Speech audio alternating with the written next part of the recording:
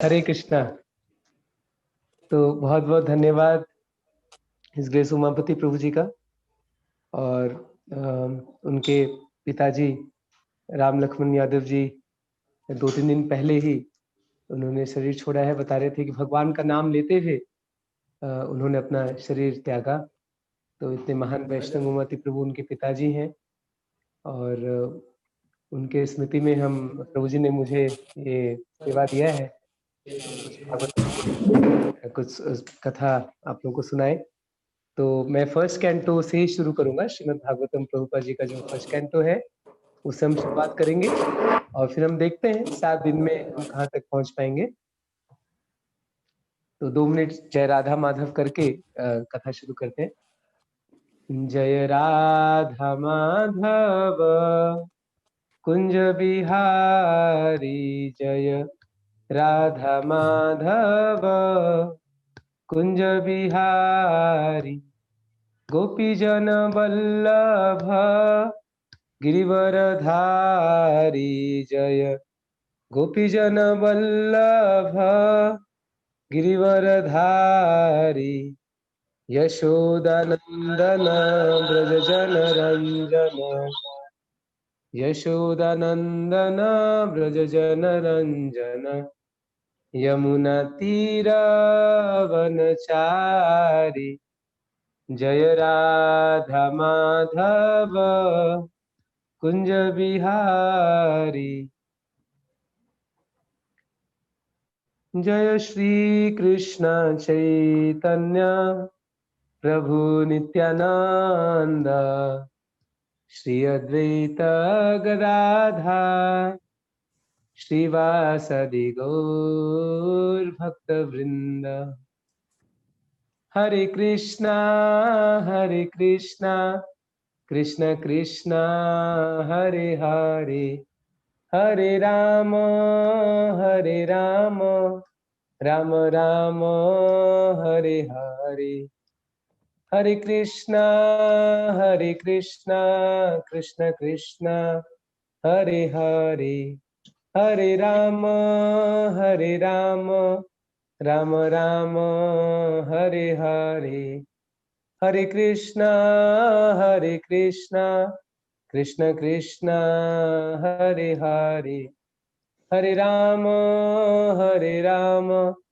राम राम हरे हरे।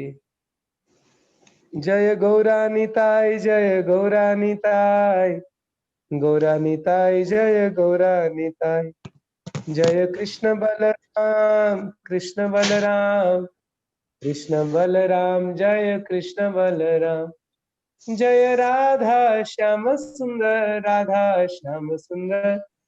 राधे, जय जय प्रभुपाद जय जय प्रभुपाद। निताय गौर हरि बोल निताय गौर हरि बोल। Online class is coming from Nairobi. ओम नमो भगवते वासुदेवाय, ओम नमो भगवते वासुदेवाय, ओम नमो भगवते वासुदेवाय। तो हम लोग अभी श्रीमद् भागवतम के पहले श्लोक, द फर्स्ट श्लोक of Shrimad Bhagavatam. Shrimad Bhagavatam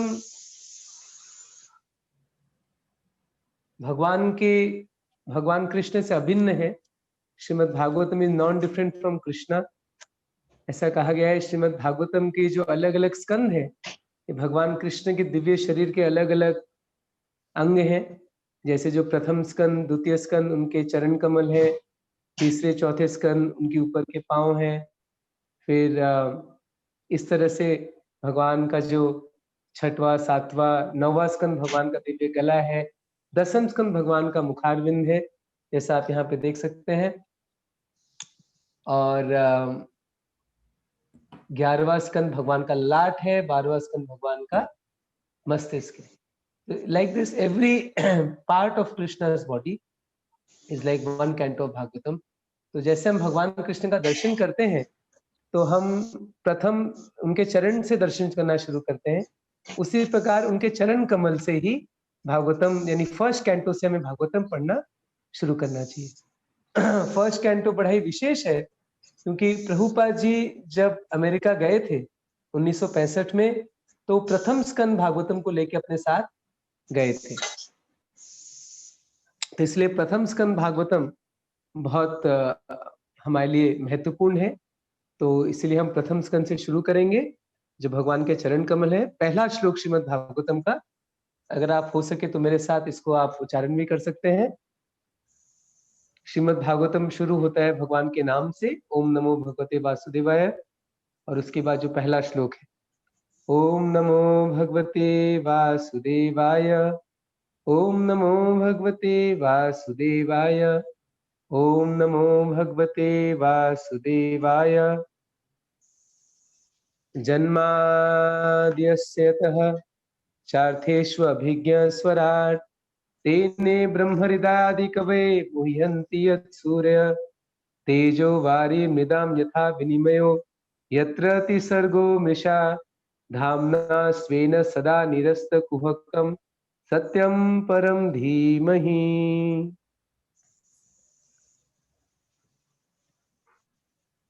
O my Lord Krishna, son of Vasudev, O all-pervading personality of Godhead, I offer my respectful obeisances unto you. I meditate upon Lord Sri Krishna because he is the absolute truth and the primeval cause of all causes of the creation, sustenance, and destruction of the manifested universes. He is directly and indirectly conscious of all manifestations and is independent because there is no other cause beyond him. It is he only who first imparted the Vedic knowledge onto the heart of Brahmaji, the original living being. By him, even the great sages and demigods are placed into illusion, as one is bewildered by the illusory representations of water seen in fire or land seen on water. Only because of him do the material universes, temporarily manifested by the reactions of the three modes of nature, appear factual, although they are unreal. I therefore meditate upon him, Lord Sri Krishna, who is eternally existent in the transcendental abode, which is forever free from the illusory representations of the material world. I meditate upon him, for he is absolute truth. Om Ajnana-timirandhasya Jnananjana-shalakaya Chakshurmilitam Yena Tasmai Shri Guruve Namaha Shri Chaitanya Manobhishtam Sthapitam Yena Bhutale Swayam Rupa Kada Mahyam Dadati Supadantikam Vandeham Shri Guru Sita Padakamalam Shri Gurun Vaishnavamsha Shri Rupam Sagrajatam Sahagana Raghunathanvitam Tam Sajivam Sadvaitam Savadhutam Parijana Sahitam Krishna Chaitanya Devam Shri Radha Krishna Padan Sahagana Lalita Shri विशाखान्वितांश हे कृष्ण करुणा सिंधु दीनबंधु जगतपते गोपेश गोपिका कांत राधा कांत नमस्तुते तप्त कांचन गौरांगी राधे वृंदावनेश्वरी वृषभानुसुते देवी प्रणमामि हरिप्रिये वाञ्छा कल्पतरुभ्यश्च कृपा सिन्धुभैव च पतितानां पावनेभ्यो वैष्णवेभ्यो नमो नमः। नमो विष्णुपदाय कृष्ण पृष्ठाय भूतले श्रीमते भक्ति वेदांत स्वामिनीति नामिने नमस्ते सरस्वती देवे गौरवाणी प्रचारिणे निर्विशेष शून्यवादी पाश्चात्य देश तारिणे जय श्री कृष्ण चैतन्य प्रभु नित्यानंद श्री अद्वैत गदाधार शिवासदि गौर भक्तवृंद हरे कृष्णा कृष्णा कृष्णा हरे हरे हरे राम राम राम हरे हरे। हरे कृष्णा। तो आप सबका स्वागत है इस भागवतम कथा में। तो हम श्रीमद् भागवतम पहला स्कंद से हमने शुरू किया। पहला श्लोक श्रीमद् भागवतम का है और ये श्लोक में हम देख रहे हैं कि कैसे भगवान कृष्ण वासुदेव ये परम सत्य है, एब्सोल्यूट ट्रूथ। प्रभुपाद समझाते हैं कि लोग समझते नहीं कि एब्सोल्यूट ट्रूथ का क्या अर्थ है। परम सत्य, परम सत्य मतलब जिनसे सब कुछ आया है, is the source of everything. तो भगवान श्री कृष्ण पूरे सृष्टि के स्रोत है। Is the origin of everything. सब कुछ उन्हीं से आया है। सारा इस भौतिक ब्रह्मांड, अनंत यहाँ पे तारे, नक्षत्र और इतने सारे ग्रह, तो एक ब्रह्मांड में ऐसे अनंत ब्रह्मांड है, अनंत कोटि ब्रह्मांड। ये सब भगवान श्री कृष्ण से आया है। आध्यात्मिक जगत भी भगवान श्री कृष्ण से आया है। ये सबके उद्गम है। Is the source of everything, the supreme controller. और वो अभिज्ञ है, सबके बारे में जानते हैं, स्वराट है, इज इंडिपेंडेंट। तो ये बहुत आवश्यक है कि हमें पहले भगवान श्री कृष्ण के तत्व को समझना, क्योंकि अगर हम ये नहीं समझ पाएंगे तो फिर हम भागवतम के भगवान कृष्ण के तत्वों के बारे में समझना बहुत आवश्यक है। तो श्रीमद् भागवतम अमल पुराण है, स्पॉटलेस पुराण। चैतन्य महाप्रभु ने कहा है, आराध्य भगवान ब्रजेश तनया तद्धाम वृंदावनम रम्या काचित उपासना ब्रजवधु वर्गे नया कल्पिता श्रीमद् भागवतम प्रमाणममलम प्रेम पुमार्थो महान श्री चैतन्य महाप्रभुर्मतमिदम तत्रादरः नापरः। तो ये जो श्रीमद् भागवतम है, ये अमल पुराण है, क्योंकि ये भगवान कृष्ण के गुणगान के बारे में ये पुराण है। तो वैष्णवों को बड़ा प्रिय है। इसमें भगवान श्री कृष्ण के तत्व के बारे में वर्णन है, भगवान श्री कृष्ण की लीलाओं के बारे में वर्णन है। बहुत ही सुंदर ग्रंथ है श्रीमद् भागवतम।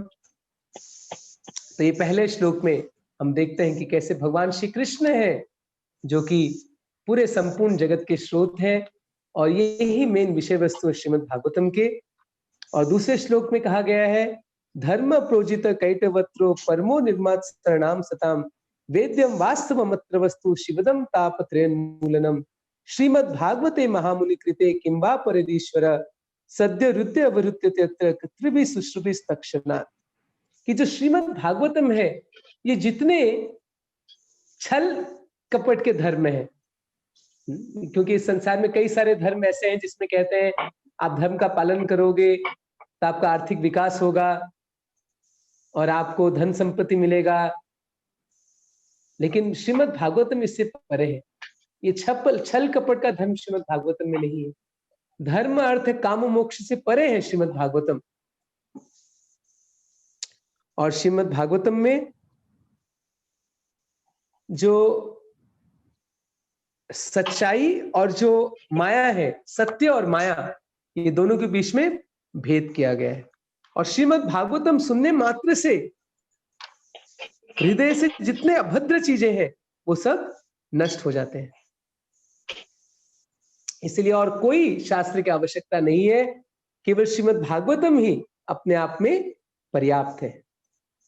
और तीसरे श्लोक में बड़ा सुंदर कहते हैं, निगम कल्पतरोर्गलितम फलम शुक मुखादमृत द्रव संयुतम पीबत भागवतम रसमालयम मुहुरहो रसिका भुवि भावुका। कहते श्रीमद् भागवतम इतना सुंदर ग्रंथ है जिसको कि बड़े बड़े जो बड़े निपुण व्यक्ति हैं वो इसका रसास्वादन करते हैं। ये पूरे जो वेद है ये एक विशाल वृक्ष के समान है। इसका पका हुआ फल है श्रीमद् भागवतम। और ऐसा फल जैसे हम इस संसार में जब फल खाते हैं उसका गुठली भी होता है, छिलके भी होते हैं, it has skin, it has seed. जैसे हम आम खाते हैं तो आम में गुठली भी होती है, इसका छिलका भी होता है। इन श्रीमद् भागवतम एक ऐसा सुंदर फल है जिसमें ना तो छिलका है और ना ही अंदर गुठली है। इसमें केवल हमें रस ही रस मिलता है। निगम कल्पतरोर गलितम फलम शुकम मुखाद अमृतद्रव संयुतम पीबत भागवतम रसमालयम मुहुरहो रसिका भुवि भावुका। तो यह है श्रीमद् भागवतम जो कि रस से पूर्ण ग्रंथ है। और इसको हम कैसे समझ सकते हैं? श्रीमद् भागवतम को हम गुरु परंपरा से समझ सकते हैं। भागवत पढ़ो गया भागवत स्थान। अगर हम खुद के चेष्टा से, खुद के इच्छा से पढ़ना चाहेंगे या फिर आजकल कई सारे ऐसे प्रोफेशनल कथाकार हैं जिनका की रेट फिक्स होता है कि एक भागवत कथा का इतना लाख लेंगे। अगर वैसे कथाकार से हम श्रीमद् भागवतम सुनते हैं तो हमें लाभ नहीं होगा। अवैष्णवना मुखद मुखद गिरम पूतम हरि कथामृतम शृण्वन्नैव कर्तव्यम सर्प उच्चिष्ठ यथापय। जैसे सांप अगर दूध को छू लिया हो तो वो दूध पीने से किसी का कोई लाभ नहीं होता। उसी प्रकार अगर हम श्रीमद् भागवतम पढ़ते हैं इसका वीडियो बार बार बंद हो रहा है। अगर हम भागवतम पढ़ते हैं तो सुनते हैं ऐसे प्रोफेशनल लोगों से तो हमारा अधिक लाभ इसमें नहीं होगा। तो ये बहुत आवश्यक है जानना कि श्रीमद् भागवतम को हम गुरु परंपरा के माध्यम से समझ सकते हैं। जैसे चैतन्य महाप्रभु के परंपरा में श्रील प्रभुपाद जी हैं और उनके परंपरा में आगे हम लोग जो भक्त से जुड़े हैं तो हम लोग श्रीमद् भागवतम समझ सकते हैं, पढ़ सकते हैं। ये भागवतम समझने की पढ़ने की विधि है। तो भागवतम शुरुआत कैसे होता है? नैमिषारण्य बोल के एक स्थान है जो कि उत्तर प्रदेश में है, आज भी लखनऊ के पास स्थान है। मे बी आप में से कुछ लोग शायद वहां गए भी होंगे नैमिषारण्य। तो बहुत ही सुंदर स्थान है नैमिषारण्य। तो वहां जब कलयुग का प्रारंभ हो रहा था तो वहां पे 88,000 ऋषि लोग थे और उन्होंने श्रीमद् भागवतम पे उन्होंने प्रश्न पूछा सूत गोस्वामी से। वो इकट्ठे हुए थे, 1000 वर्ष तक उन्होंने तपस्या की और यज्ञ किया, लेकिन फिर भी उनको संतुष्टि नहीं मिली।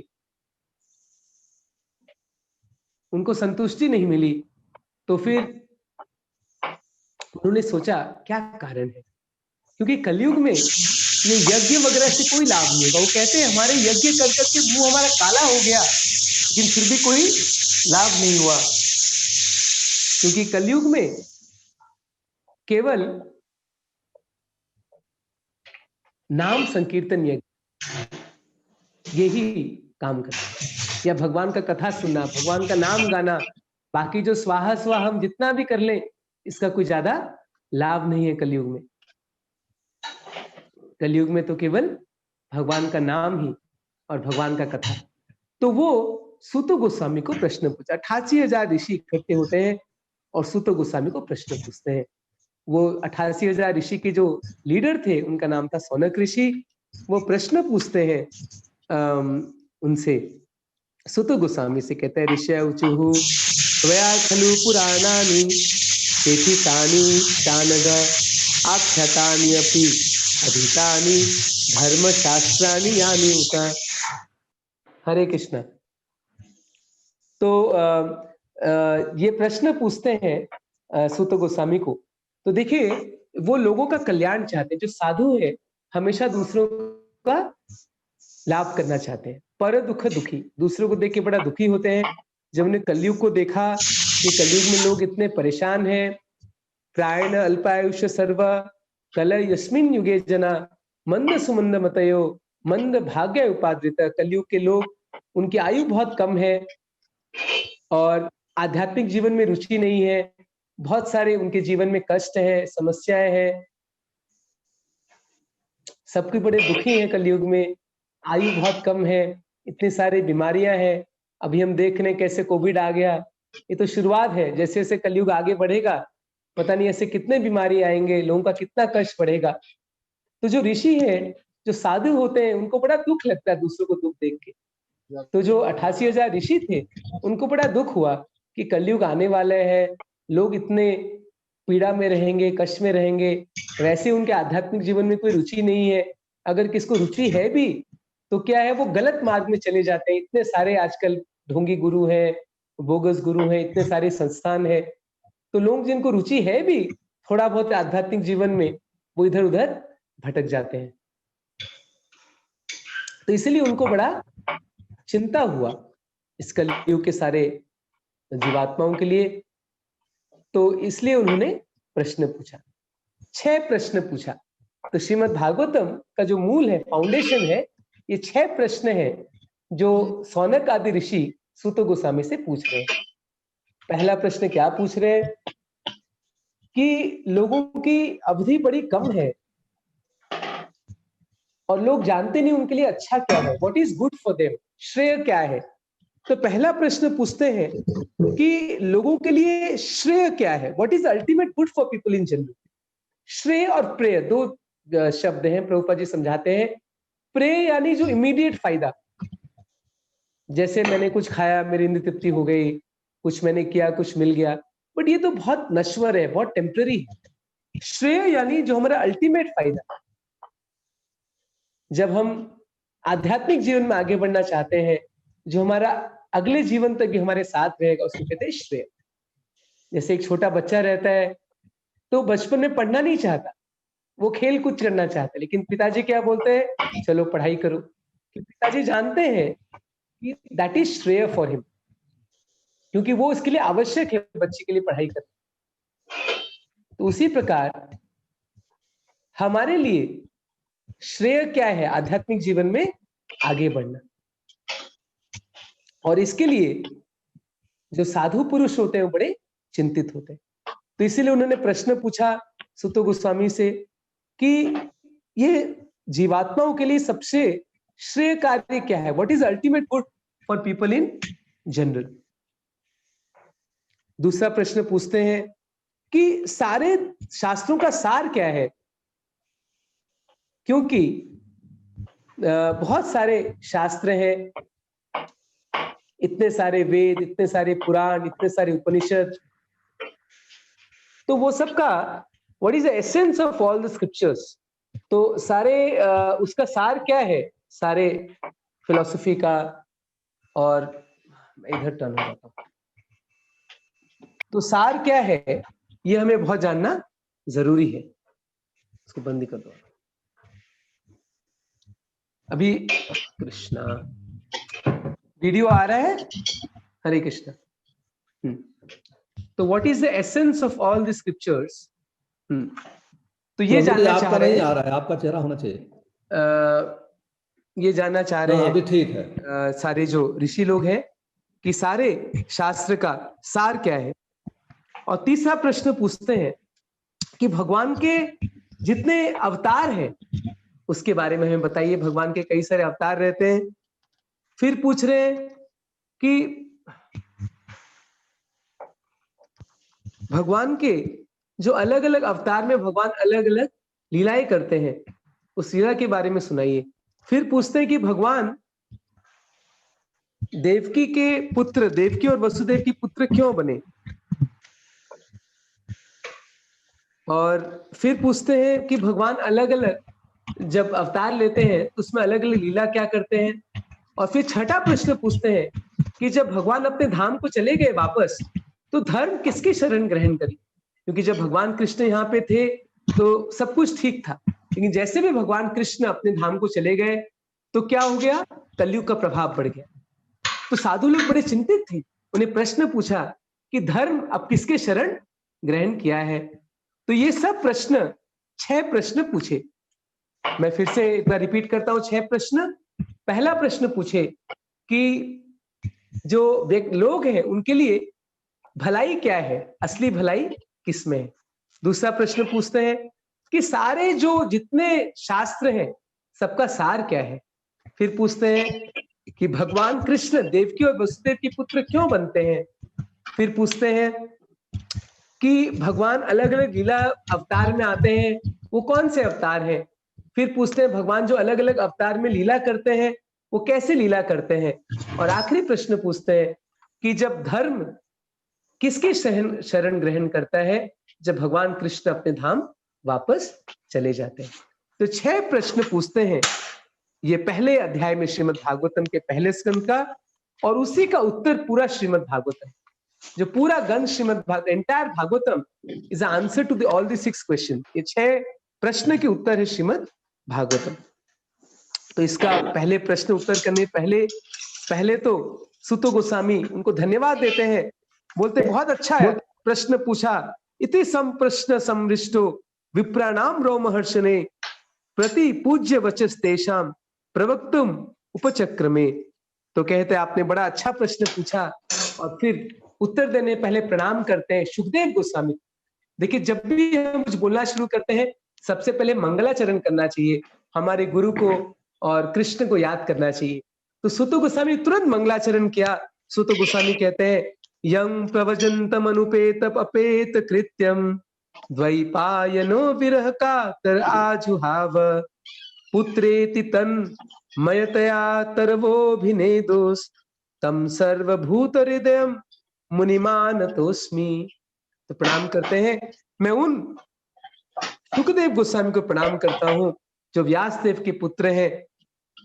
सुखदेव गोस्वामी आप जानते हैं जब उनका जन्म हुआ पहले तो मां के गर्भ से बाहर नहीं आना चाहते थे और भगवान को खुद आना पड़ा उनको समझाने कि ठीक है तुम बाहर आ जाओ, माया में नहीं फंसो। उनको डर था कि मैं बाहर आऊं और माया में नहीं फंस जाऊं। तो वो गर्भ से बाहर आते हैं और उसके बाद तुरंत वहां से वो चल देते हैं। और व्यासदेव बड़े चिंतित थे, वो उनको बुलाने के लिए अपने शिष्यों को भेजते हैं कि जाओ व्यासदेव को बुला के लेके। सुखदेव गोस्वामी मेरे पुत्र चले गए, उनको बुला के लेके आओ। कैसे वापस आएंगे? सुखदेव गोस्वामी तो जन्म होते ही चले गए। आप सोचिए बेटे का जन्म हुआ और जन्म होते के साथ ही सुखदेव गोस्वामी घर छोड़ के बाहर चले गए। व्यासदेव बड़े चिंतित हो गए। तो व्यासदेव के मन में एक विचार आया, उन्होंने अपने शिष्य को बुलाया, बोले देखो तुम लोग जब जंगल में लकड़ी काटने जाओगे तो वहां पे आजकल भूत आया हुआ एक जंगल में, अगर कोई भूत को देखोगे तो 2 श्लोक उच्चारण कर। तो व्यासदेव ने अपने शिष्य को 2 श्लोक सिखाया श्रीमद् भागवतम से और कहा जब जंगल जाओगे तो 2 श्लोक, अगर भूत दिखता है तो 2 मंत्र बोलो। तो लोग जंगल गए लकड़ी काटने और उनको सुखदेव गोस्वामी दिखाई दे दी। सुखदेव गोस्वामी कोई वस्त्र नहीं धारण किए थे, वो सुखदेव गोस्वामी नग्न अवस्था में थे और उनको लगा ये तो भूत है। तो जब सुखदेव गोस्वामी को देखे तो उनको बड़ा न डर गए वो और मंत्र उच्चारण किए। कौन सा मंत्र उच्चारण किए? 2 बड़े सुंदर श्लोक थे। पहला श्लोक था बर्हा पीड़ नटर वपु कर्णयो कर्णिकारम बिभ्रद्वाश कनकपिशम वैजंतीं च मालाम रंध्रान वेणुरध्र सुधया पूरयन् गोपवृत्तेरण्यम सपदरमणम प्राविशद गीत कीर्ति।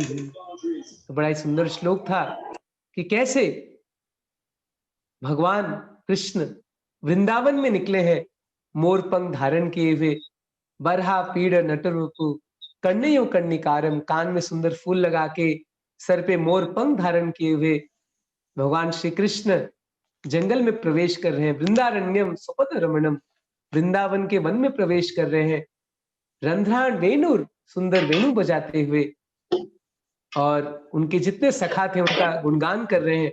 तो भगवान श्री कृष्ण वृंदावन में प्रवेश कर रहे हैं। तो जब भगवान के सौंदर्य के बारे में उनके बारे में सुना सुखदेव गोस्वामी ने तो बड़े आकर्षित हो गए, अरे कौन है ऐसे व्यक्ति इतने सुंदर। और फिर उनको मन में डाउट आया, तो सुंदर तो है, ये कृपालु है या नहीं। और फिर दूसरा श्लोक कहते हैं, ये भी भागवतम का बड़ा ही सुंदर श्लोक है। अहो बकीयम स्तनकालकूटम जिघाम शयाया अपि असाध्वी लेभे गतिम धात्रिमुचितम ततोन्यम कम वा दयालुम शरणम व्रजेम। कहते हैं भगवान श्री कृष्ण से ज्यादा दयालु कौन है? Who is more merciful than Krishna. क्यों? क्योंकि जो पूतना राक्षसी आई थी भगवान को मारने के लिए, आप जानते हैं पूतना एक राक्षसी थी जो भगवान को अपना दूध पिला के जहर पिला के मारना चाहती, लेकिन भगवान उस पूतना को अपने मां का स्थान दिया।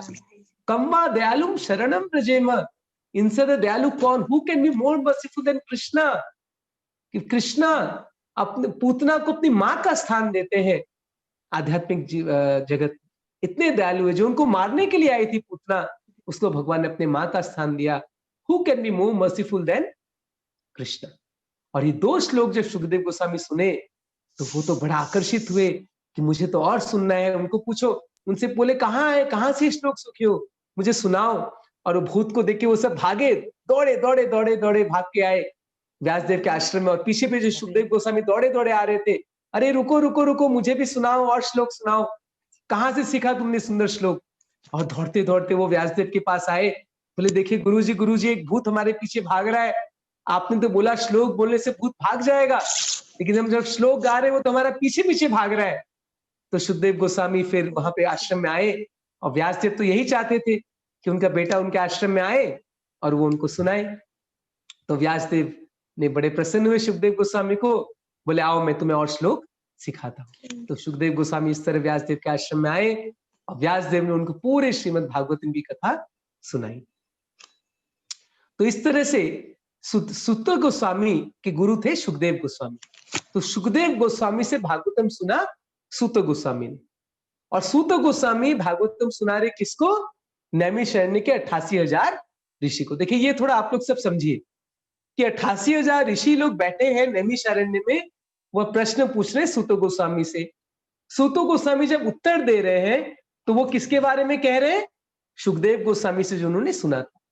तो ये है गुरु परंपरा। हम कुछ भी जो कहते हैं अपने मन से नहीं कहते, जो हम अपने गुरु परंपरा से सुनते हैं वही आगे हम सुनाते हैं। तो सूत गोस्वामी ने यही किया, जो उन्होंने सुखदेव गोस्वामी से सुना था वही उन्होंने सुनाया। तो सुखदेव गोस्वामी को प्रणाम करते हैं कि मैं सुखदेव गोस्वामी को प्रणाम करता हूं, जो कि जन्म से ही मां के गर्भ से बाहर चले गए और व्यासदेव उनके पीछे पीछे भागते रहे। हाँ, पुत्रेति पुत्रेति, हे पुत्र कहां जा रहे हो, हे पुत्र कहां जा रहे हो, आवाज लगाए।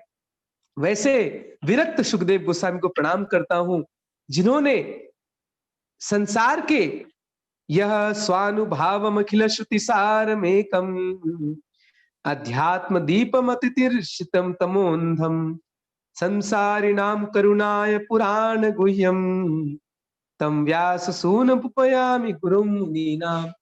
मैं उन सुखदेव गोस्वामी को प्रणाम करता हूं जो कि व्यासदेव के पुत्र हैं, उनके शिष्य हैं, और उन्होंने इस संसार में सारे वैदिक ग्रंथों का जो सार है श्रीमद् भागवतम उसको प्रस्तुत किया है, ताकि लोग इसका लाभ उठा के इस संसार से तर जाएंगे।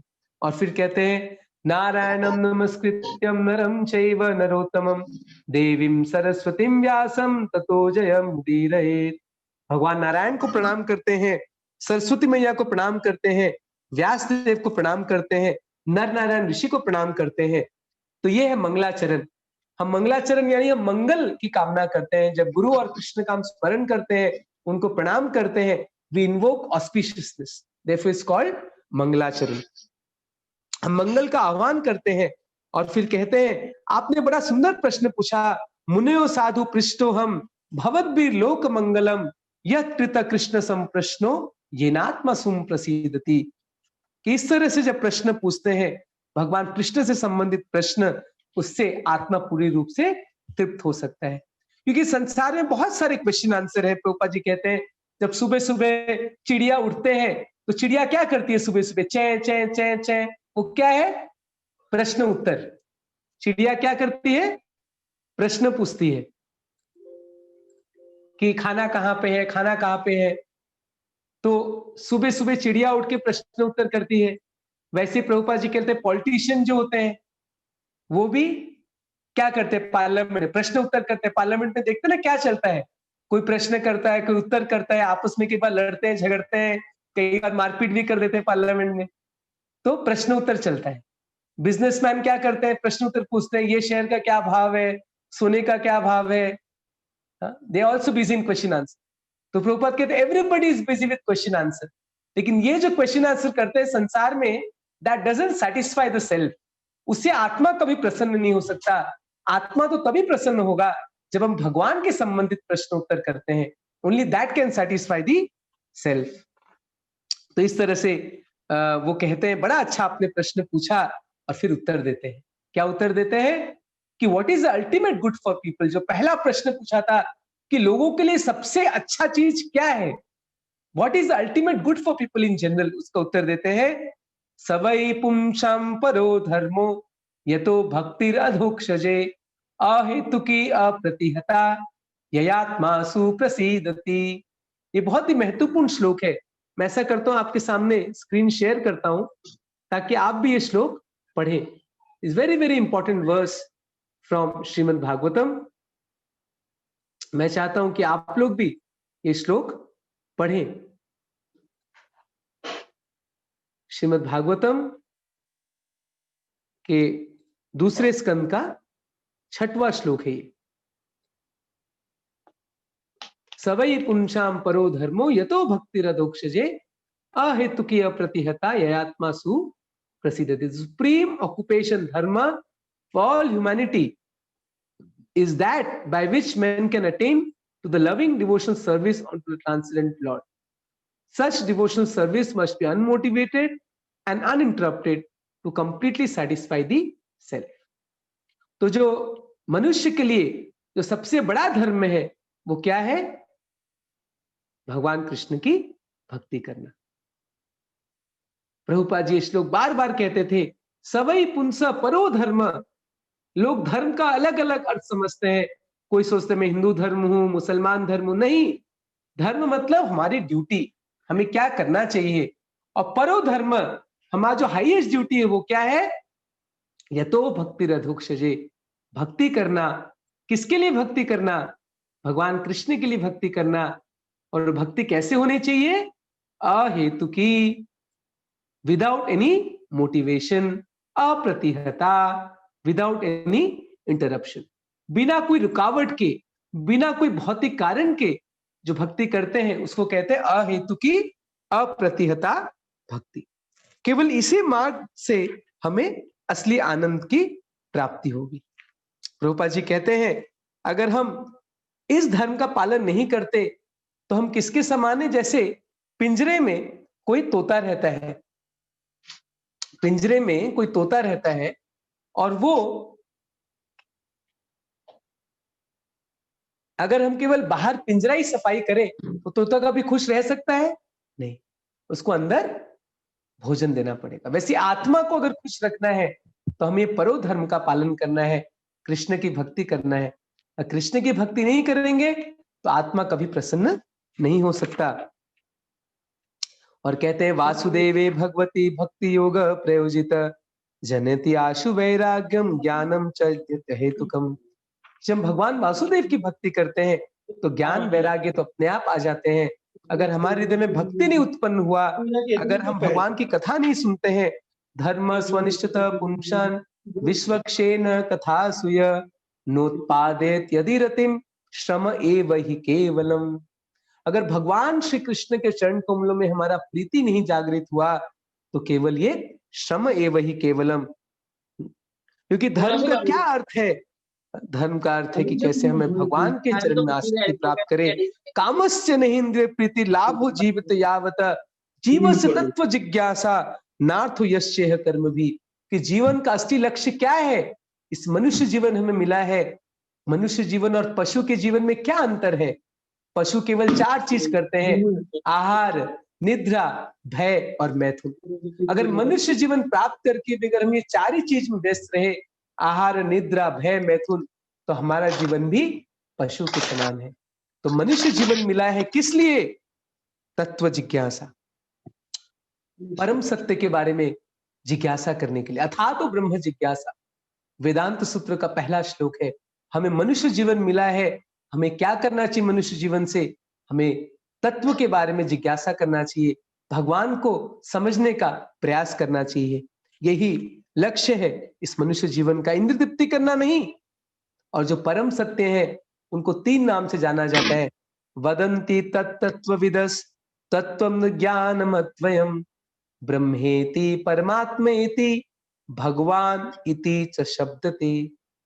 तो ये परमात्मा, ब्रह्मन और भगवान, ये 3 एस्पेक्ट्स एब्सोल्यूट ट्रूथ के।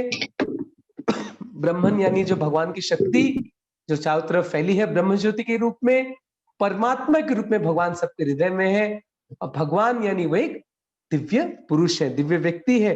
कई बार लोग सोचते हैं भगवान निराकार है, लेकिन श्रीमद् भागवत में कहा गया है कि भगवान साकार है। निराकार तो भगवान का एक स्पेशल रूप है। और इसलिए कहते हैं कि जीवन का लक्ष्य क्या है। अतः पुंबे द्विज श्रेष्ठ वर्णाश्रम विभाग स्वनिष्ठित धर्मस्य संसिद्धि हरितोषणम, कि जीवन का लक्ष्य है हरि को प्रसन्न करना, भगवान कृष्ण को प्रसन्न करना। आप चाहे किसी भी वर्णाश्रम में क्यों ना हो, चाहे आप गृहस्थ हो, ब्रह्मचारी हो, आप चाहे व्यापारी हो, आप जॉब कर रहे हो, whatever you may do, the aim of life is to satisfy Krishna. हमें कृष्ण को प्रसन्न करना है, यही जीवन का लक्ष्य है। इसलिए कहते तस्माद एकेन मनसा भगवान सात्वताम पति श्रोतव्य कीर्तितव्यस्य ध्येयस् पूज्यस्य नित्यदा। जीवन का क्या लक्ष्य है कि हमें एक मन से with one pointed attention we should hear about the Lord, श्रोतव्य कीर्तितव्य से भगवान के बारे में बोलना, उनका नाम उच्चारण करना, और ध्येय उनके बारे में स्मरण करना, पूज्य उनकी पूजा करना। That is the essence of our religion. Bhagavad Gita के अंत में भी भगवान क्या कहते हैं, मन मना भव मद भक्तो मद्याजी माम नमस्कुरु माम एव शसि सत्यंते प्रतिजाने प्योसी में। मन में मेरा चिंतन करो, मेरा भक्त बनो, मुझे नमस्कार करो और मुझे पूजा करो। तो वही सेम चीज यहाँ पे श्रीमद् भागवत में कहा गया है कि इसलिए हमें भगवान कृष्ण की भक्ति करनी चाहिए, उससे हमारा परम मंगल होगा। वही सबसे श्रेय वस्तु है इस संसार में। और फिर कहते हैं कि शृण्वताम स्वकथा कृष्ण पुण्य श्रवण कीर्तन हृदयन्तस्तु अभद्राणि विधुनोति सुरक्षिता। कि जब भगवान कृष्ण के बारे में सुनते हैं तो क्या होता है, हमारे हृदय में जितनी गंदगी है, हमारे हृदय में क्या गंदगी है, काम, क्रोध, लोभ, मोह, मद, मत्सर्य, lust, anger, greed, envy, pride, illusion, ये सारी गंदगी हमारे हृदय में भरा हुआ है। हमारा हृदय कोयले से भी ज्यादा काला है, स्पेशली मेरा। तो इस काले हृदय को, इस गंदे हृदय को कैसे साफ कर पाएंगे? How can we clean this dirty heart? इस काले गंदे हृदय को साफ करने का केवल एक ही तरीका है। जब भगवान कृष्ण के बारे में सुनते हैं तो उनकी कथा सुन के हमारा हृदय साफ हो जाता है। The only way to purify our heart is by hearing the talks about Krishna. तो इस तरह से जब हम भगवान की कथा सुनते हैं तो हमारा हृदय साफ हो जाता है। नष्ट प्राय स्वभद्रेषु नित्यं भागवत सेवया भगवती उत्तम श्लोके भक्तिर्भवति नैष्ठिके। जब हम भगवान के बारे में कथा सुनते हैं तो निश्चित रूप से हमारी सारी गंदगी दूर हो जाती है और रजोगुण तमोगुण का प्रभाव दूर हो जाता है। तदा रजस्तमो भावा काम लोभादस्य चेतर एतिर अनाविद्धम स्थितम सत्वे प्रसिद्धति। व्यक्ति सतोगुण में स्थित हो जाता है एवं प्रसन्न मनसो, उसके बाद उसका मन प्रसन्न हो जाता है। इस संसार में सब दुखी है, अगर उनको सबको सुखी करना है केवल एक ही मार्ग है, कृष्ण कथा सुनना। जब कृष्ण कथा सुनते हैं, कृष्ण का नाम सुनते हैं, Hare Krishna Krishna Krishna Hare Hare, Hare Ram Ram Ram, that is the only way of happiness. नहीं तो संसार में सब कोई दुखी है। आनंदामुधि वर्धनम, चैतन्य महाप्रभु कहते हैं परम विजयते श्री कृष्ण संकीर्तनम। श्री कृष्ण संकीर्तन के द्वारा, भगवान कृष्ण की कथा श्रवण के द्वारा ही हमें अंदर से असली आनंद की अनुभूति हो सकती है। नहीं तो संसार में सब दुखी हैं, चाहे हम अंबानी से शुरू कर ले, चाहे भिखारी से शुरू कर ले, चाहे बड़ा पॉलिटिशियन हो, राजा हो, प्राइम मिनिस्टर हो, चाहे कोई भी हो इस संसार में, एवरीबडी इज अनहैप्पी। तो केवल प्रसन्न तभी हो सकते हैं जब भगवान के बारे में कथा सुने या उनका कीर्तन करें। तो इसीलिए तो पहला प्रश्न का उत्तर देते हैं, फिर दूसरे प्रश्न का उत्तर देते हैं कि वासुदेव परा वेदा, वासुदेव परामखा, वासुदेव परा योग, वासुदेव परा क्रिया। कि सारे वेदों का सार क्या है? वासुदेव को समझना। इसे भगवान कृष्ण गीता में कहते हैं सर्वस्य चाहम हृदि सन्निविष्टो मत स्मृतिर्ज्ञानमपोहनम च वेदेश सर्वैरहमेव वेद्यो वेदांत कृत वेद विदेव चाहम। तो कहते हैं सारे वेदों का सार कौन है? मैं हूं। कृष्ण कहते सर्वस्य चाहम हृदि सन्निविष्टो मत स्मृतिर्ज्ञानमपोहनम च वेदेश सर्वैरहमेव वेद्यो। सारे वेदों का लक्ष्य है मुझे जानना, यानी सारे शास्त्रों का सार क्या है? भगवान कृष्ण वासुदेव, वासुदेव परा वेदा, वासुदेव परामखा। हम अगर कोई यज्ञ करते हैं तो उसका क्या लक्ष्य है? वासुदेव को प्रसन्न करना। वासुदेव परा योगा, अगर हम कोई योग करते हैं तो उसका लक्ष्य क्या है? वासुदेव। तो जीवन में हम कोई भी कार्य करते हैं उन सबका केंद्र बिंदु क्या होना चाहिए? भगवान कृष्ण या वासुदेव। और फिर वो तीसरा और चौथा प्रश्न जो था कि भगवान कृष्ण क्यों वसुदेव और देवकी के पुत्र बनते हैं, भगवान के अलग अलग लीलाएं क्या है, तो उसके उत्तर में सुत गोस्वामी कहते हैं कि भगवान श्री कृष्ण अलग अलग अवतार में आते हैं। हाँ? जैसे शुरू करते हैं, जैसे चतुर कुमार के रूप में आते हैं, नारद मुनि के रूप में आते हैं, नर नारायण ऋषि के रूप में आते हैं, परशुराम के रूप में आते हैं, मत्स्य के रूप में आते हैं, वराह के रूप में आते हैं, कूर्म के रूप में आते हैं। तो इस तरह से अनेक अवतारों की सूची देते हैं। और अंत में कहते हैं कि 19वां और 20वां कहते हैं बलराम जी और कृष्ण जी स्वयं आते हैं, भगवान राम भी आते हैं, नरसिंह, वराह, वामन। तो भगवान इतने सुंदर सुंदर अवतार में आते हैं और सुंदर लीलाएं प्रकट करते हैं। और 21वां अवतार बताते भगवान बुद्ध का, और 22वां अवतार कहते हैं कल्कि, जो कलियुग के अंत में आके सबका नष्ट करेंगे।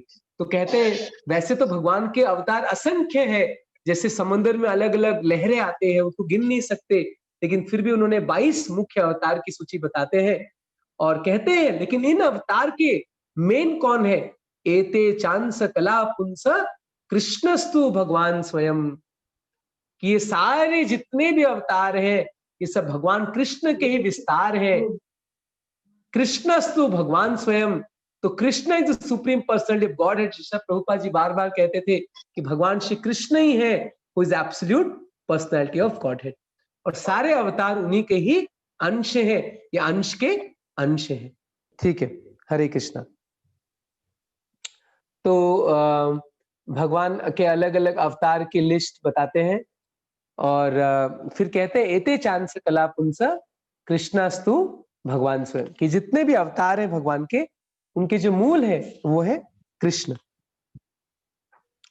और फिर आगे भागवतम की वो फिर कहते हैं, जो आखिरी प्रश्न था कि धर्म किसके शरण ग्रहण किया, तो उसके उत्तर में कहते हैं कृष्ण स्वधाम उपगते धर्म ज्ञानादिविशः कलो नष्ट दृश्यमेश पुराण अर्को धुनोदिता।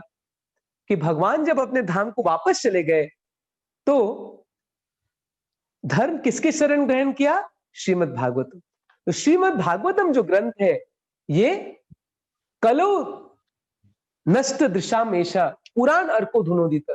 जैसे सूर्य उदय होता है अंधकार को दूर करने, इस कलयुग के अंधकार को दूर करने के लिए इस श्रीमद् भागवतम रूपी सूर्य का उदय हो। तो श्रीमद् भागवतम बहुत महत्वपूर्ण है, it's very important for everyone, specially कलयुग में। तो श्रीमद् भागवतम ही एकमात्र धर्म है, भागवत धर्म। इसको छोड़कर और कोई धर्म नहीं है कलयुग में, क्योंकि भागवतम साक्षात भगवान कृष्ण है। धर्म श्रीमद् भागवतम की शरण लिया है, तो इसलिए जहां पे भागवतम है, कृष्ण सूर्य समय माया अंधकार, जहां कृष्ण तहां नाई माया अधिकार। तो जहां पे भी हम भागवतम कथा सुनते हैं, भागवतम पढ़ते हैं, भगवान का नाम लेते हैं, तो वहां पे माया का प्रभाव नहीं रहता। इस प्रकार वो 6 प्रश्न का पहले तो शॉर्ट में आंसर देते हैं और फिर बाद में एलाबोरेटली आंसर देंगे। फिर कहते हैं कि देखो जो तुम्हारा 6 प्रश्न है ये सबका उत्तर श्रीमद् भागवतम में है। श्रीमद् भागवतम एक ग्रंथ है जो कि व्यास देव जी ने लिखा। कैसे लिखा श्रीमद् भागवतम?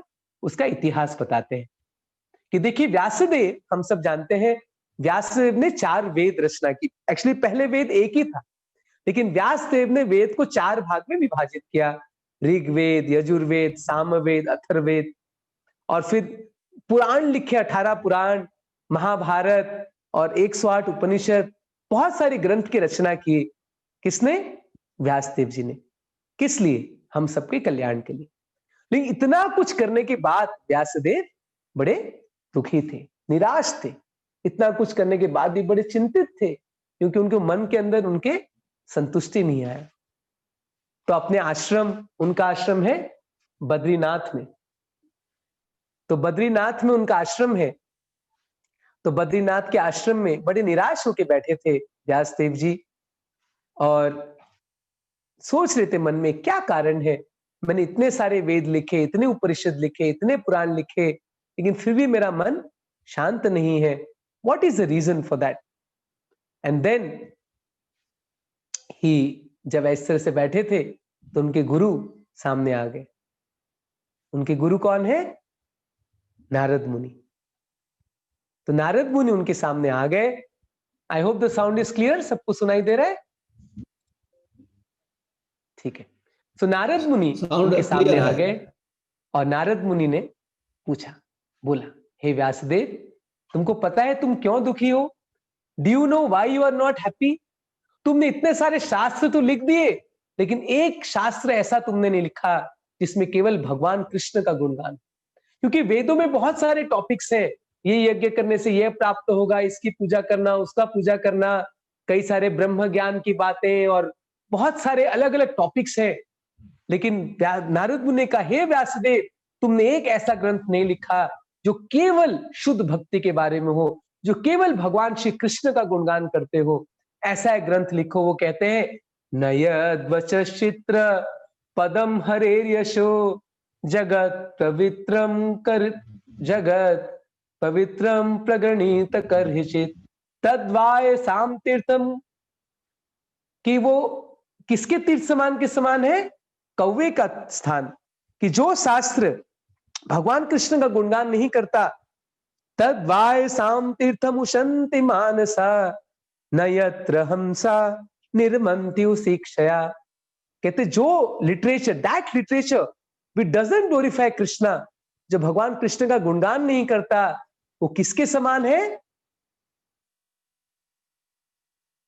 कौवे का तीर्थ स्थान। जैसे कौवा जो होता है, कौवा कहां जाके बैठता है? जहां गंदगी होता है, जहां डस्टबिन होता है, वहां जाके कौवा बैठ जाता है। तो वैसे ही जो किताब, जो पुस्तक, जो ग्रंथ भगवान कृष्ण का गुणगान नहीं करता, वो क्या है? कौवे का तीर्थ स्थान के समान है। It's just like place of pilgrimage for the cruise. तो वहां कोई लाभ नहीं है वहां जाके। और फिर लेकिन कहते हैं, तद्वाग विसर्गो जनताग विप्लव यस्मिन् प्रतिश्लोकम अवद्यतपि नामानि अनन्तस्य यशोऽङ्कितानि यत् शृण्वन्ति गायन्ति घृणन्ति साधव। लेकिन वह शास्त्र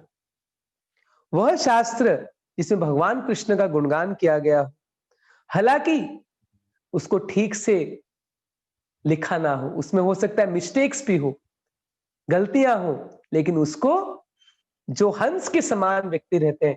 देखिए, संसार में दो तरह के व्यक्ति हैं। एक कौवे के समान। कौवा कैसा होता है? काला काला, कहां बैठता है? गंदे स्थान में। लेकिन हंस जो होता है, हंस कैसा होता है? बड़ा सुंदर सफेद। कहां रहता है हंस? साफ पानी में, सरोवर में। तो वैसे ही जो हंस के समान जो व्यक्ति हैं, परमहंस, वो किसमें आनंद लेते हैं? भगवान कृष्ण की कथा में, भगवान के नाम में। और जो कौवे के समान व्यक्ति रहते हैं, वो बॉलीवुड, हॉलीवुड और सारे नॉवेल्स और ये सब में, हैरी पॉटर वगैरह में आनंद लेते हैं।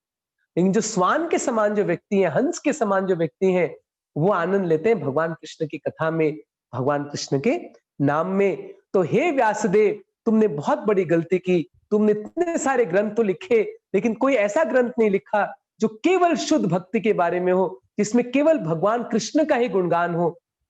तो ऐसा एक ग्रंथ लिखो, क्योंकि अगर ऐसा ग्रंथ तुम लिखोगे, उसमें कोई गलती भी होगी, तब भी जो महापुरुष रहते हैं उसमें आनंद उठाते हैं।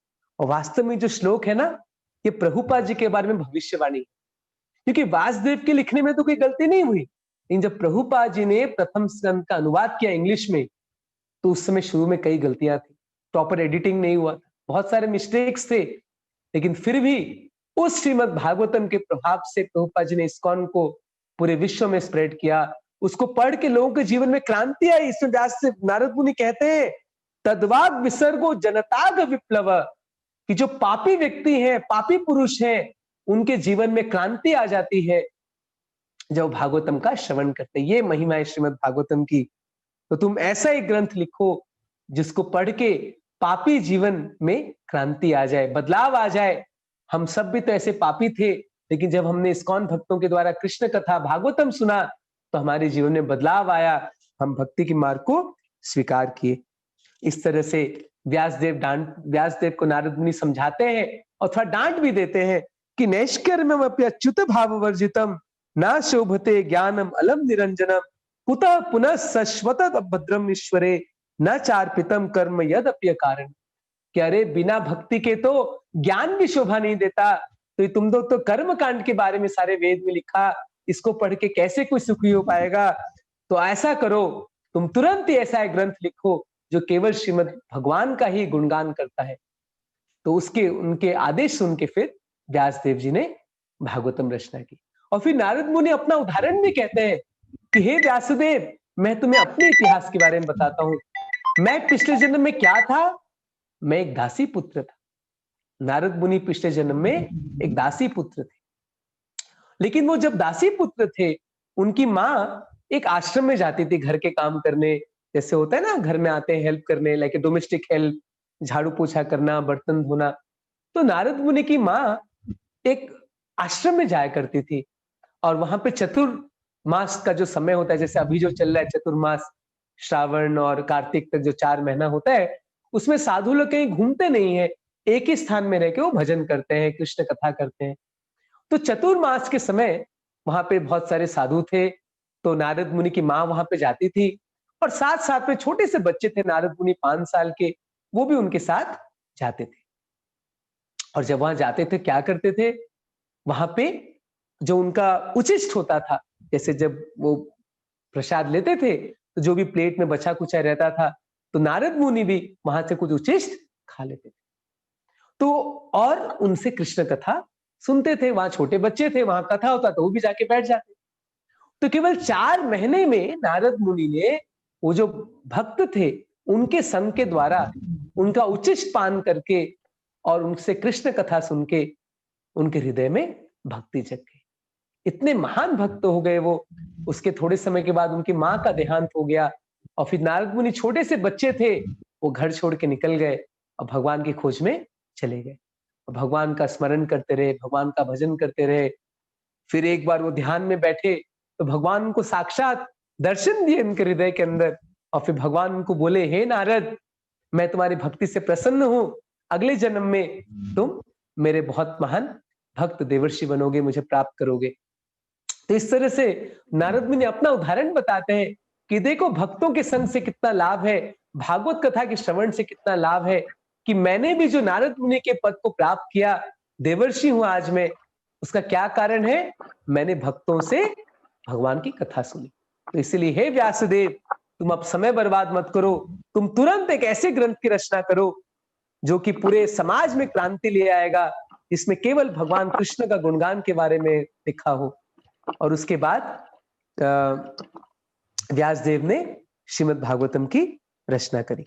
तो Srimad Bhagavatam is that literature that Vyasadeva wrote after compiling all other literature। जब उन्होंने सब कुछ लिख दिया था, 4 वेद, उपनिषद, महाभारत, सब कुछ लिखने के बाद भी उनका हृदय संतुष्ट नहीं हुआ, तब जाके नारद मुनि जब उनको कहा तुम ऐसा ग्रंथ लिखो जिसमें केवल कृष्ण के गुणगान के बारे में हो, उनकी शुद्ध भक्ति के बारे में हो, तब जाके व्यासदेव ने श्रीमद् भागवतम की रचना करी।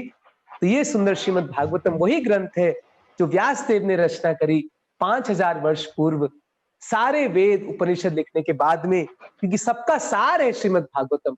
निगम कल्पतरुर गलितम फलम। हमारे जीवन में संभव नहीं है कि हम इतने सारे ग्रंथ पढ़े, तो सबका सार रूप में श्रीमद् भागवतम को व्यासदेव ने दे दिया है, प्रस्तुत कर दिया है। हमें क्या करना है? इसको लेके बस पान करना है। We just have to drink the juice of Shrimad Bhagavatam. पिबतम Bhagavatam रसमालयम। ये जो भागवतम रूपी जो अमृत है, इसका हमें पान करना है। तो भागवतम, व्यासदेव ने भागवतम लिखना शुरू किया और फिर अब इसके बाद में बस 10 मिनट और समय हमारे पास, थोड़ा सा और आज कहते हैं हम। तो उसके बाद में परीक्षित महाराज के बैकग्राउंड के बारे में बताएंगे, क्योंकि भागवतम व्यासदेव ने तो लिखा, लेकिन ये ओरिजिनली पहली बार किसने किसको कहा? सुखदेव गोस्वामी ने परीक्षित महाराज को सुनाया। तो अभी हम परीक्षित महाराज के बारे में सुनेंगे, उनके बैकग्राउंड, परीक्षित महाराज का कैसे जन्म होता है, परीक्षित महाराज कैसे बड़े होते हैं। तो परीक्षित महाराज का जो इतिहास है वो आगे आएगा, तो थोड़ा सा आज हम कवर करते हैं इसके बारे में। तो ऐसा कहा गया है कि जब महाभारत का युद्ध हो गया, आप सब जानते हैं महाभारत युद्ध में 5 पांडव केवल जीवित रहे, सारे कौरव नष्ट हो गए, धृतराष्ट्र के 100 पुत्रों का मृत्यु हो गया, लेकिन अश्वत्थामा जीवित थे। अश्वत्थामा जो द्रोणाचार्य के पुत्र थे। तो अश्वत्थामा ने सोचा कि मैं ऐसा करता हूं, 5 पांडव का सर काट लेता हूं। लेकिन वो जब गए पांडव के शिविर में, उनको लगा 5 पांडव सोए हैं। ये 5 पांडव नहीं थे, ये कौन थे? 5 पांडव के 5 पुत्र थे, वो सोए हुए थे। अश्वत्थामा गए और सोते सोते उनका गला काट दिया, और जब सर देखा तो लगा अरे ये तो बच्चे हैं पांडव। और जब ये सोचिए द्रौपदी के 5 पुत्र की मृत्यु हो गई, क्या बीती होगी द्रौपदी के ऊपर। अर्जुन तो बड़े क्रोधित हो गए, तुरंत अपने रथ निकाले और अश्वत्थामा के पीछे भागे उनको पकड़ने के लिए। अश्वत्थामा ने ब्रह्मास्त्र छोड़ा। अर्जुन भगवान की शरण लेते हैं, भगवान कहते घबराओ मत, तुम भी ब्रह्मास्त्र छोड़ो। अर्जुन ने भी ब्रह्मास्त्र छोड़ा, दोनों ब्रह्मास्त्र आपस में टकराए और न्यूट्रलाइज हो गए। और फिर अर्जुन ने अश्वत्थामा को बंदी बना लिया, उसको बांध लिया और उसको लेके आ गए द्रौपदी के सामने, और कहते अभी मैं इसको मृत्युदंड दूंगा। लेकिन द्रौपदी क्योंकि वैष्णवी थी, उनका हृदय इतना कोमल था, प्रभुपाद जी कहते हैं Draupadi was such a soft hearted lady because she was a devotee of the Lord. तो द्रौपदी कहती है कि अरे जो कष्ट मैं भोग रही हूं, मेरे 5 पुत्र मर गए, मैं नहीं चाहती कि अश्वत्थामा की जो मां है, द्रोणाचार्य की पत्नी है, उनको ऐसा कष्ट मिले। यह है वैष्णव का हृदय, पर दुख दुखी। वैष्णव कभी दूसरों को दुखी नहीं करना चाहता। और द्रौपदी कहती है अरे वो तो तुम्हारी गुरु के पुत्र है, सोचिए तुम्हारे गुरु पत्नी का क्या हाल होगा। जब द्रोणाचार्य की पत्नी, जब उनका पुत्र का देहांत होगा तो उनके ऊपर क्या बीतेगी। तो मैं नहीं चाहती जो कष्ट, जो पीड़ा आज मुझे सहन करना पड़ रहा है, वो हमारे गुरु पत्नी को भी करना पड़े, इसलिए मैं चाहती हूं इसको तुम छोड़ दो। लेकिन उधर भीम ने क्या कहा? मार दो। अब अर्जुन बेचारे बीच में फंस गए, द्रौपदी कह रही है मारो मत, और भीम कह रहे मार दो। तो बड़े धर्म संकट में फंस गए, क्या करेंगे अर्जुन? भगवान कृष्ण से समाधान कर ही देते हैं। तो उस समय फिर भगवान कृष्ण ने ऐसा करो, तुम इसको, इसके बाल अलग अलग काट दिए, जैसे होता थोड़ा यहाँ काटिए, थोड़ा, आजकल तो ये फैशन हो गया ऐसे से बाल काटने का, पहले बड़े अपमान माना जाता था। तो थोड़े थोड़े जैसे बाल काट दिए, थोड़ा यहाँ छोड़ा, एक शिखा यहाँ छोड़, हम लोग शिखा रखते हैं ना, एक शिखा यहाँ छोड़ दिया, एक यहाँ छोड़ दिया, ऐसे करके उसका मुंडन करके, और बड़े ही उसके सर के मणि था उसको हटा के, मुकुट हटा के, बड़े अपमानित करके उसको छोड़ दिया, क्योंकि क्षत्रिय के लिए जो अपमानित करना मृत्यु के समान होता है। तो इसलिए अर्जुन ने अश्वत्थामा को मार भी दिया और नहीं भी मारा। तो द्रौपदी को भी खुश कर दिया और भीम को भी खुश कर दिया। भगवान कृष्ण भी प्रसन्न हुए। इस प्रकार अश्वत्थामा को छोड़ दिया। लेकिन अश्वत्थामा इतना दुष्ट था कि छोड़ने के बाद भी अश्वत्थामा फिर आक्रमण किया। किस पे आक्रमण किया? अब देखिए 5 पुत्र तो मर गए थे पांडव के, और अभिमन्यु हम जानते हैं जो अर्जुन के पुत्र थे वो भी महाभारत में मर गए थे। लेकिन अभिमन्यु का पुत्र था जो कि अभिमन्यु के पत्नी के गर्भ में था, उत्तरा के गर्भ में उनका पुत्र था। तो पूरे कुरु वंश का ये एकमात्र संतान बचा था, क्योंकि सारे तो धृतराष्ट्र के पुत्र मर गए, पांडव के पुत्र मर गए, अभिमन्यु की मृत्यु हो गई, केवल एकमात्र बचे थे परीक्षित महाराज जो कि उत्तरा के गर्भ में थे। लेकिन अश्वत्थामा ने एक ब्रह्मास्त्र छोड़ दिया उसको मारने के लिए, उत्तरा के गर्भ में जो बच्चे को मारने। तो प्रभुपाद जी कहते हैं उसमें जो अस्त्र था दैट वाज टारगेटेड। ऐसे अभी अगर किसको मारना हो तो पूरा घर को बॉम्ब से उड़ा देते, लेकिन उस समय ऐसा नहीं था। किसको मारना था तो मंत्र उच्चारण से ऐसे हथियार छोड़ते थे, केवल उस व्यक्ति को ही मार के वो हथियार वापस आ जाता था। तो उसने वो हथियार छोड़ा था केवल उस मां के गर्भ में जो बच्चा था उसको मारने के लिए। और जब वो हथियार आया तो उत्तरा तो दौड़ी दौड़ी आए, कृष्ण वहीं थे हस्तिनापुर में, कृष्ण कृष्ण महाभाव, हे कृष्ण पाही माम, कृष्ण रक्षा करो। और फिर कृष्ण तुरंत क्या किए, उनके गर्भ के अंदर प्रवेश कर गए। किसके गर्भ के अंदर? उत्तरा के गर्भ के अंदर। और प्रवेश करके उन्होंने, भगवान ने खुद ने रक्षा करी परीक्षित की, अपना चक्र ले लिए, गदा ले लिए। एक प्रवचन मैंने सुना था कि भगवान दो दो अस्त्र ले लिए। क्यों?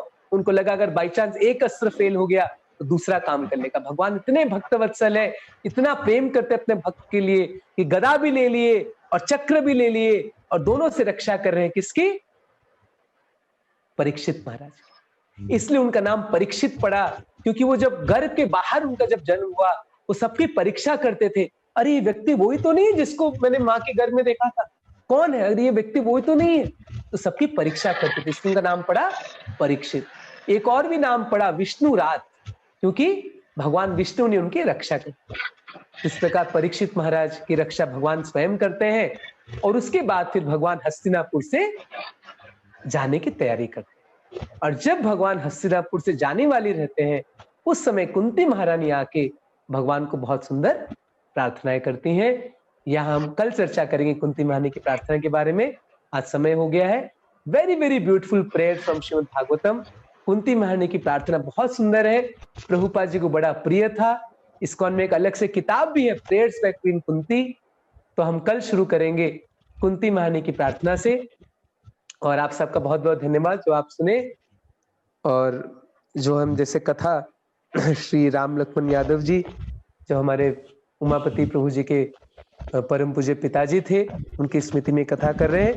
तो आइए सब एक महामंत्र जप करते हैं। वैसे तो वो बहुत अच्छे भक्त थे और महामंत्र जप करके उन्हें शरीर छोड़ा, फिर भी हम अपनी तरफ से एक महामंत्र का जप करते हैं।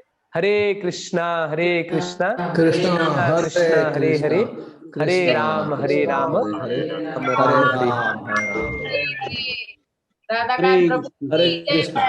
हरे कृष्णा प्रभु जी। हरे कृष्णा। मैं श्रीमान परम पूज्य राधाकांत प्रभु का संपूर्ण श्रोताओं की तरफ से बार बार आभार प्रकट करता हूं कि बहुत सुंदर ढंग से आज की कथा में उन्होंने शौनक ऋषि के 6 प्रश्नों का चर्चा किया, फिर 6 प्रश्नों का उत्तर का भी चर्चा किया, फिर किस प्रकार से भागवतम मानव जीवन के दुखों को दूर करने के लिए प्रकट हुआ नारद ऋषि के आशीर्वाद से, वो भी चर्चा किया। तो हम लोग इनके सम्मान में हरे कृष्ण महामंत्र का उच्चारण करेंगे और कल हम लोग के समक्ष कुंती देवी की प्रार्थना जो बहुत ही महत्वपूर्ण है और कुंती की प्रार्थना हमारे हृदय को पवित्र करने वाली है, हम लोग को भक्ति में लगाने वाली है। हम लोग कल परम पूज्य श्री राधाकांत प्रभु के मुख से श्रीमती कुंती की प्रार्थना सुनेंगे और आज कथा के समाप्त पर हरे कृष्ण महामंत्र के द्वारा इनका अभिवादन करेंगे। हरे कृष्णा हरे कृष्णा कृष्ण कृष्ण हरे हरे, राम राम राम हरे हरे। श्री राधा प्रभु की जय, जय। किसी का कोई अगर प्रश्न है आप सभी लोग अवश्य ही कल सेम समय पर उपस्थित होंगे। अच्छा, किसी का कोई प्रश्न है तो पूछ सकते हैं। Any questions? अगर लास्ट दिन पूछा जाएगा, प्रश्न उत्तर देंगे राधाकांत प्रभु। हाँ, अगर किसका कोई प्रश्न है तो प्लीज पूछिए। हाँ माता जी आप पूछ सकती हो। प्रभु जी प्रश्न तो नहीं है, पर आपकी अनुशंसा में मैं कहना चाहूंगी कि धर्म आप लोगों के हाथों में है तो सुरक्षित है। तो मैं आपकी प्रशंसा जी धर्म आप लोगों के हाथों में है तो फिर सुरक्षित है हम लोग भी और हमारा धर्म भी। नहीं, हरे बहुत कृष्ण। आभार, बहुत बहुत आभार।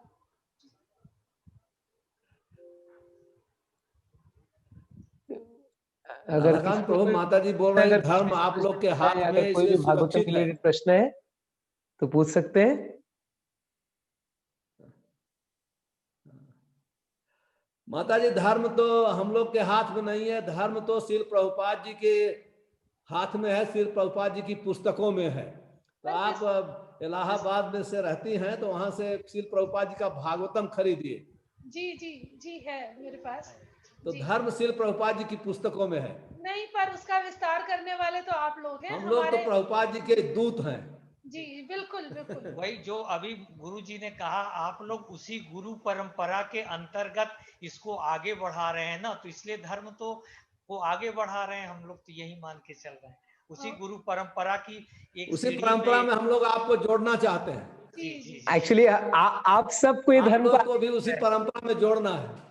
आप सबको धर्म आगे बढ़ाना है और तो धर्म आप लोगों के हाथ में है।